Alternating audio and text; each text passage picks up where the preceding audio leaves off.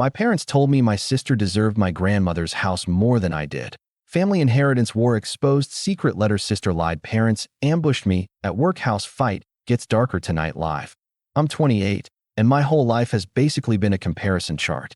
My sister, 26, is a marketing director with a fancy condo downtown. Me? I'm a graphic designer renting a tiny apartment, showing up every day, paying my bills. When Grandma died last year, she left me her small 3-bedroom house in the city. Not a mansion, maybe $280,000 on paper, but to me, it was security, memories, all the stuff my sister barely noticed. I was there every week, hauling groceries, sitting in waiting rooms with her, listening to her stories. My sister? She visited twice a year, smiled for photos, then disappeared. 2 weeks after the funeral, my parents called a family discussion. Dad starts in about the house. We need you to do the right thing. Mom doesn't even bother warming up. Give it to your sister. She'll make better use of it. I blinked. Grandma left it to me. Not them. Not her. Mom snaps. And you're still figuring things out. Then Dad leans back like a judge. Your sister's the achiever. She deserves it. I said no. A clean, simple no. They call me selfish. Gave me a week to think about the family. A week later, I get to the house to sort through some boxes. The door's unlocked. Inside, my sister is measuring the living room like she already owns it. Oh, perfect, she says. I'm getting renovation measurements. I stare. How did you get in? She jingles a key. Mom gave it to me. You're being difficult. I take the key and point to the door. Leave. Now. She rolls her eyes. Be reasonable. You can't afford to fix this place. The next morning, I change the locks. I call the estate attorney. Calmly, he says, it's yours. Period. That didn't stop her. She and her fiancé show up with spreadsheets, rehearsed lines, offering me $50,000 for a place worth $280,000, plus $90,000 in renovations. It's free money for you, he says. She smiles. You'd probably just rent it out anyway. Then she goes for the jugular. Grandma gave it to you out of pity, she says. Everyone knows you were her charity case. That night, my phone lights up with texts. I screenshot everything, note the dates, and send it to the attorney to document. Then my parents escalate. They ambush me at work with transfer papers and a $95,000 offer, right in my boss's office. Sign, Dad says, tapping the page. My boss finally speaks. He's valued here. My parents blink. Never seen anyone disagree like that. I told them I was in therapy.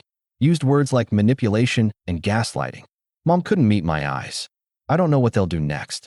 I don't know why my sister needs Grandma's house so badly. But I do know this. I'll never give it up. The morning after that ambush at work, I went to the house early. I've started calling it the house instead of Grandma's house because saying her name makes this whole mess hurt more. The place smelled like old wood and the lemon cleaner she used to swear by. For a second, I imagined her sitting at the kitchen table, telling me to ignore the noise and put the kettle on. I changed the locks again, just in case. I don't trust that a single key hasn't been copied. While I was there, I noticed something strange. A few boxes in the spare bedroom had been moved. I'm obsessive about how I stack things, and these were definitely not where I left them. Nothing missing, just shifted, like someone had been looking for something and tried to hide it. I called my sister. Have you been in the house again? I asked. She sighed like I was a child. Don't start. I haven't touched your precious museum. Boxes were moved. Maybe ghosts did it, she said. Or maybe you're paranoid. That word stuck in my head the whole day. At lunch, my mom texted, can we talk without lawyers or drama? Just family? I didn't answer. Instead, I met my friend Caleb after work. He's known me since college and has zero patience for my family. We sat in a noisy burger place, and I told him everything from the beginning. He kept shaking his head. They're trying to wear you down, he said. Classic siege tactic. Make you so tired you sign just to breathe again. I'm not signing.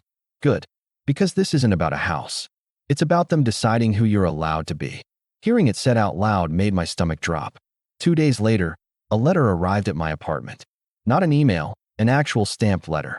It was from my parents' lawyer requesting a mediation meeting to discuss equitable family distribution. Fancy words for giving your sister what we want. They suggested Saturday at a cafe near the river. Neutral ground, they called it. I almost ignored it, but my attorney said going would show I wasn't the unreasonable one. So I went. My parents were already there, sitting stiffly like they were posing for a church photo. My sister came late, sunglasses on, fiancé trailing behind with a leather folder. Mom started with, "We miss our family being normal." I said, "Normal for who?" Dad slid a printed sheet toward me. Another offer. Higher this time. $120,000, and they'd handle all renovations themselves. My sister leaned forward. "It's generous," she said. "You could finally buy a decent place." I laughed before I could stop myself. "You mean a place you approve of?" Her fiancé jumped in. "No one's attacking you. We're trying to be practical adults." That's when Mum said something that changed the air completely. "Your sister is planning a family soon," she said softly. "She needs stability." I looked at my sister. She didn't meet my eyes. "You're pregnant?" I asked. She hesitated too long. "Not yet, but soon. We're trying." I felt like the table tilted. So this was the new angle. Future baby equals automatic ownership. I told them I needed air and stepped outside. My hands were shaking. Through the window, I could see them talking without me, heads close together, already negotiating a life that apparently didn't include my consent.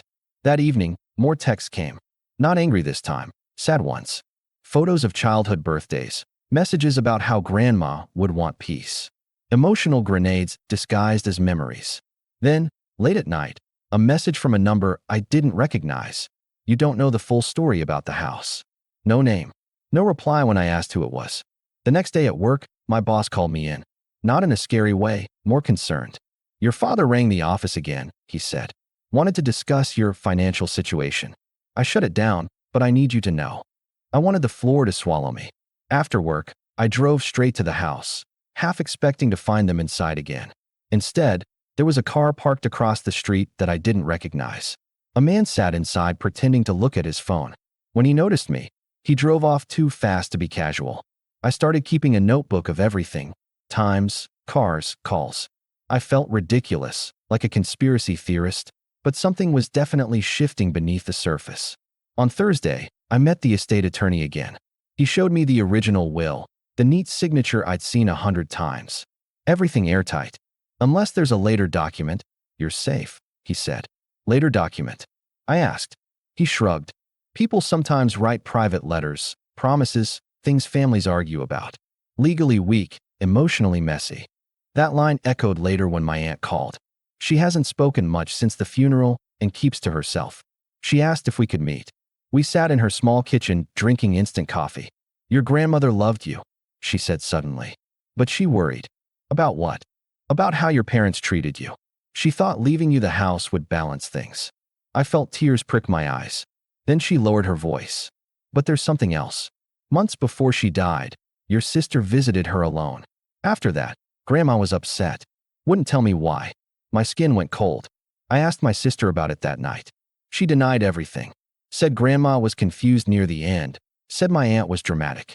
"Everyone's turning you against me," she said. "Even dead people." We argued until she hung up. The weekend was worse. Mum showed up at my apartment unannounced with a casserole, like this was a sitcom. "I just want to see my son," she said, standing in my doorway. We talked for hours. She cried. Told me she felt she'd failed in keeping the family together. "You're making this a war," she whispered. I didn't start it. Before leaving, she hugged me too tightly and said, "Think about the baby." "There is no baby," I wanted to scream. Sunday morning, I returned to the house again. The back gate was open. Inside, the spare bedroom window was unlatched. On the kitchen counter lay an envelope addressed to me in my grandmother's handwriting. My heart was pounding so loud I could barely open it. Inside was a short note, dated 3 months before she died. It said she loved me, that the house was my fresh start, and then one strange line: "Don't let them rewrite what I chose." No explanation. Just that. I photographed it and sent it to the attorney immediately. That night, my sister called, voice unusually soft. "Did you find something?" she asked. "How would you know that?" Silence. Then, "We need to talk. In person." She sounded scared for the first time. "So tomorrow we're meeting at the house. Just us, apparently." She said she wants to clear the air before things go too far. I don't believe her, but I'm going anyway. I need to hear what she thinks she can say that will make any of this okay. Because every day this gets less about property and more about something older and uglier in our family. Secrets I didn't even know existed are crawling out of the walls. I'll update after the meeting. I have a feeling the next part will be the last, one way or another. I promise the final update soon. Final update. I met my sister at the house, and everything finally spilled out. I'm writing this sitting at the kitchen table in the house, the same one where Grandma used to line up biscuits on a chipped blue plate. The place is quiet now except for the fridge humming and the occasional car passing outside. A lot has happened since my last post, and I promised I'd tell you all how it ended, so here it is. I went to meet my sister the next afternoon, like I said I would. I parked a block away because I didn't want another mystery car situation. When I turned the corner, she was already there, standing on the front step with her arms wrapped around herself, even though it wasn't cold. "You actually came," she said. "You asked me to." We went inside. The house felt different with both of us in it, heavier somehow. She kept looking around like she expected Grandma to walk out of the hallway. "Did you find the letter?" she asked. I didn't answer right away. I set my bag on the table and pulled out a copy of the note. Her face went pale when she saw it. "So you did. Why were you in here?" I asked. "Why was the window open?" She sat down without being invited. "Because I panicked, okay? Mom told me you'd never back down once you saw that." "Saw what?" She took a long breath. "Grandma promised me something before she died." There it was. The sentence I'd been afraid of. "She said if I ever had a family, the house should be ours," my sister continued. "Not legally, just, she said it in a conversation." I felt my jaw tighten. "And you believe that over the actual will?" She was sick. She talked about fairness, about how you already had her time, and I didn't. I thought she meant it. I asked her straight. "Did you go looking for proof to change the will?" She didn't deny it. I looked for a second letter. Anything. We argued then, real arguing, not the polite kind. Voices bouncing off the old walls. "You made me feel like a thief in my own life," I told her. "You came in here in measuring rooms before Grandma was even cold." She shot back. "And you acted like you were suddenly better than all of us because she chose you." That's not what happened. That's how it felt. For a moment, neither of us spoke. I could hear the neighbor's dog barking 2 houses down. Then she said something that knocked the air out of me. Mom and Dad pushed harder than I did. Way harder. I asked what she meant. She stared at the table. "After the funeral, they kept saying it was wrong, that Grandma was manipulated by you, that you'd guilt her." Manipulated? I was just there. "I know that now," she said quietly. "But they got in my head. Dad even talked about contesting the will, finding doctors to say she wasn't thinking clearly." I felt sick. They were planning that. They still might be. That was when the front door opened without knocking. My parents walked in like they'd been waiting for a cue. Mom froze when she saw the 2 of us at the table. "We came to support a family conversation," she said too brightly. I told them they weren't invited. Dad ignored me and went straight to my sister. "Are you all right?" She nodded but didn't look at him. I said, "We were just talking about how you told her I manipulated Grandma." The room went tight. Mom fiddled with her handbag strap. "We were worried about fairness," Dad said. "A parent's job is to think of both children. By cornering one at work with legal papers?" I asked. No answer. My sister surprised me then. She stood up and faced them. "Stop. Just stop pretending this was about fairness." Mom whispered her name like a warning. "It wasn't," my sister went on. "You wanted the house and the family name so you could control it. You said it yourselves." Dad tried to interrupt. "That's not. You said if it was mine, you'd feel secure in retirement," she continued. "You never said that to him." I looked at them, waiting. Mom finally spoke. "We gave you everything growing up. We were scared you'd sell it and disappear. So you decided to bully me instead?" I asked. The word hung there. Dad's face hardened. "Watch how you talk to your mother." That's when I showed them the letter. I placed it in the middle of the table like evidence in a courtroom. Mom read it first and started crying immediately. "She wrote this?" she asked. "Yes." Dad read it next. His shoulders dropped a little, as something heavy had finally been set down. My sister said, "I didn't know about that line." I swear. For the first time, I believed her. The conversation after that wasn't neat. There were no big movie apologies. Just a messy, awkward truth coming out in pieces. Mom admitted she'd given my sister the key months ago, hoping she'd fall in love with the place and convince me gently. Dad admitted he'd called my boss because he thought pressure would make me reasonable. My sister admitted she'd enjoyed being the favorite and didn't know how to lose that role. I told them how it felt from my side, about the nights I couldn't sleep, the way I started doubting my own memories with Grandma. I didn't yell much. I was too tired for that. At one point, Mom said, "We never meant to hurt you." I answered, "But you did." Silence again. Eventually, my sister asked to speak to me alone. My parents waited outside on the porch like kids sent out of class. She said, "I'm not pregnant." I lied about trying. I wasn't surprised, just sad. "I thought if there was a baby, everyone would stop fighting," she said. I didn't realize it would make it worse. We talked for a long time about how different our childhoods felt, even though they happened in the same house. About how she always thought Grandma loved me more, and how I always thought our parents loved her more. Two stories running side by side without touching. She ended with, "I don't want the house anymore. Not like this." I told her I wasn't selling to the family at any price. She nodded. "That's fair." When we called Mom and Dad back in, the energy had changed. Not healed, just clearer. Dad asked what I planned to do now. "I'm moving in," I said. "Fixing it slowly. Living my life." Mom looked like she wanted to argue, but didn't. Over the next few weeks, the legal stuff settled more quickly than I expected. The attorney filed everything formally with the letter attached. My parents' lawyer sent a very polite withdrawal notice. No contest, no mediation. My boss put a note in my file saying any family contact had to go through me first. Caleb helped me paint the spare room. Neighbors introduced themselves as if I were finally part of the street. My relationship with my family is careful. Mom calls once a week and keeps the conversation light. Dad mostly talks about football scores. My sister and I have started meeting for coffee, just the two of us, learning how to speak without an audience. She apologized properly last Tuesday. No excuses, just, "I'm sorry for what I did to you." I told her I'm not there yet, but I'm trying. As for the house, I found more little things tucked away. Recipes in Grandma's handwriting, a photo of me on my first day of school, and the ugly lamp she refused to throw out. Nothing secret, nothing dramatic. Just ordinary pieces of a life. The mysterious car hasn't come back. The anonymous number never texted again. Maybe it was someone trying to stir things up. Maybe it was just fear making shadows look bigger.